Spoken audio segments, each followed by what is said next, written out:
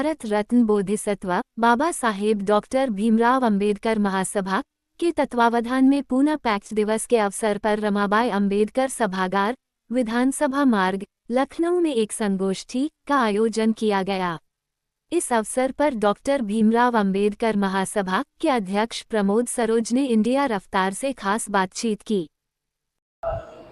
Poona pact दिवस 24 सितंबर 1932 को लागू हुआ, जब ब्रिटिश साम्राज्य था यहाँ पर।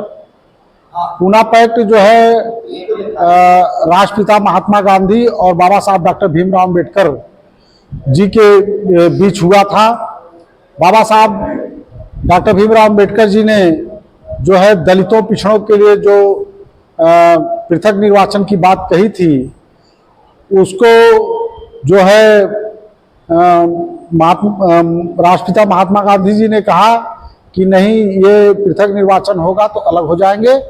तो इसलिए वो संधि करनी पड़ी पूना पैक्ट के रूप में कि जो दलित पिछड़े हैं वो मतलब उनको विधानमंडल में आरक्षण मिलेगा। उस आरक्षण के तहत 71 सीटों की जगह 148 सीट उस समय दिया गया था, और जिसका परिणाम आज है कि देश के संसद में 131 दलित चाहे किसी भी पार्टी के हों संसद बन रहे हैं। प्रदेश के हर प्रदेश में, देश के हर प्रदेश में जो है जिस प्रकार से जितनी संख्या है उस आधार पर जो है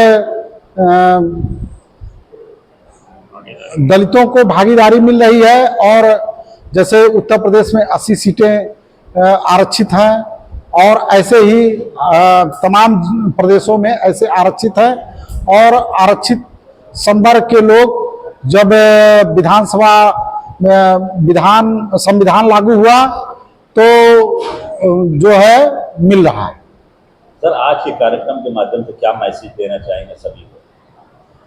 आज के कार्यक्रम से मैसेज है कि आज जो हमारा पूना पैक्ट जो हुआ था उसके तहत बाबा साहब अंबेडकर जी ने ये जो है अंग्रेजों के समय ही आरक्षण का जो प्रावधान था कर दिया था। और जब संविधान लागू हुआ, हमारा देश स्वतंत्र हुआ 15 अगस्त 1947 को, और 26 जनवरी 1950 को भारत का संविधान लागू हुआ। उसके बाद से देश में संसद में सदन में मिल रहा है, और शिक्षा में भी आरक्षण के तहत जो है सबको समान अवसर प्राप्त हो रहे हैं। दलित समुदाय के लोग जो है इंजीनियर, डॉक्टर और प्रोफेसर बन रहे हैं। इसमें उस समय जैसे निजी क्षेत्रों में जैसे शॉप हुआ, दुकान हुआ, तमाम बिजनेस हुए, उसमें उस समय नहीं हो पाया था। तो अब जो है उस आधार पर सब लोग उसके तरफ अग्रसर हों, यही जो है पूना पैक्ट का जो आधार है उसको लेकर के आगे बढ़ने का काम है।